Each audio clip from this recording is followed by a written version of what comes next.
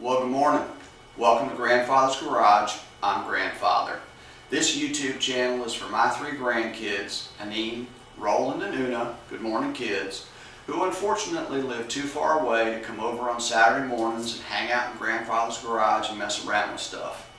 So this is my way of bringing the garage to them so we can do some projects and share life's little tidbits.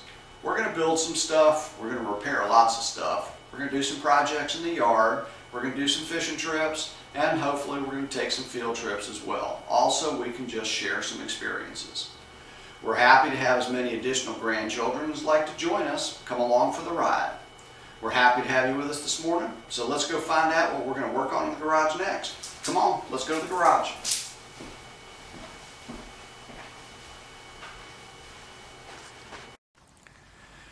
Hey, good morning everybody. I wanted to give you an overview of our raised bed gardens.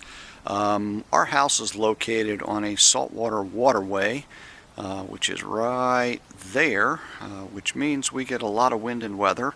But the unfortunate thing is our property does flood. So in order to keep our plants sort of in livable condition, we need them raised up above what we would consider to be flood level. This backyard does flood, and unfortunately, because it's salt water, when the salt water comes in, the salt gets into the soil and will kill and stunt the growth of plants. So pretty much everything that we've done is raised up all the plants that are kind of decorative plants and that sort of thing into beds that are higher up, so the salt water can be washed out of the soil if it gets up into the soil. So this is sort of the view. The raised bed garden sits on the side of the house, and you can see it's sort of hidden behind a lot of other bushes and plants. That's intentional, so as you kind of look at it, you don't see all the stuff in the garden, because sometimes it's not as pretty as it would like to be. So anyway, you can see we have walls that are built up with berms on the outside of those walls that some plants are in. Those in the spring and the summertime will have annuals, flowers, and that kind of stuff put up in those as well, so that you have a little bit prettier view. So we're going to walk down into the raised bed garden so I can kind of give you an idea of what's in there and how it works.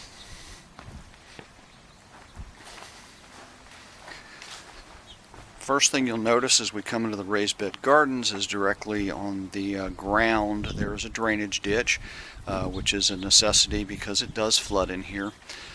So that is the drainage ditch, and there goes Togo just trucking through the garden. But anyway, this is our raised bed garden. You can see it is truly raised. It's up about 2.5 feet. It's all out of stone. And that allows it to stay well out of the water. You will notice that there's a little indentation in the wall, and that was put in there so you can sort of stand in there and reach any part of the garden, and also not have to bend over to get into the garden and get your plants out of it. It is currently December in Virginia, and what we have growing in the garden is our early garlic, which will stay all the way through August, and then there's some kale and some cabbage in the back and some leftover lettuces and that sort of thing. So that is kind of the basics of the raised bed garden at this point. You will see that there is a trellis that is over top of the raised bed gardens. That trellis was installed so that in the summertime, when we get into the hot Virginia summers, we can put a shade cloth stretched over this structure. I'm going to walk down a little bit, and that will shade the garden and keep it from cooking, and really works quite well for the plants. You'll see there's some additional structure up on top of that trellis, and what that does is that allows that shade material to have a bit of a roof pitch on it so it doesn't catch and puddle and have those puddles drip into the gardens and cause big drip spots and that sort of thing.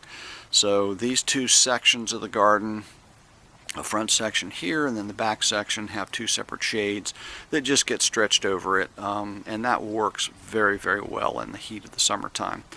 A couple other things. You'll see right there on the post, we've mounted 2 sprinkler heads up well above the ground, so that waters the garden very nicely, gives it nice access. And that is my neighbor's boat. That is not my boat, just in case you were curious. And then on the other side of the garden over here, this is actually the blueberry garden.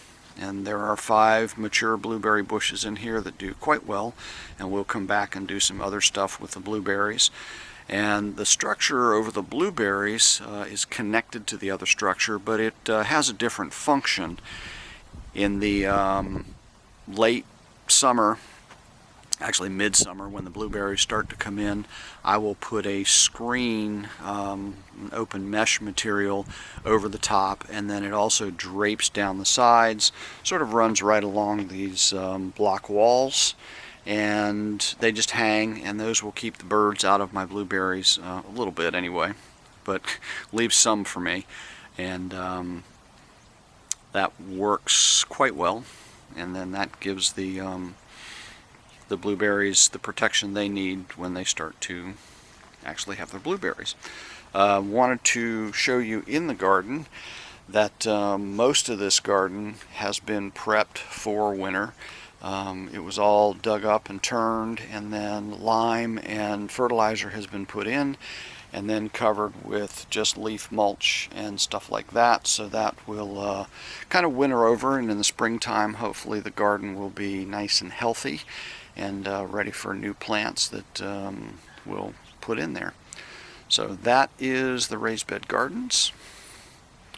I was going to show you, let me back up.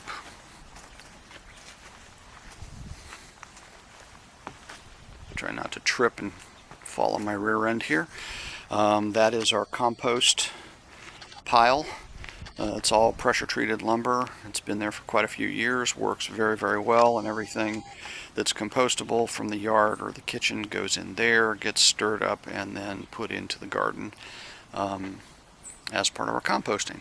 So anyway, that is the raised bed gardens. Hope you got a kick out of that, and we will look forward to talking to you guys again soon. Have a great day. Bye-bye.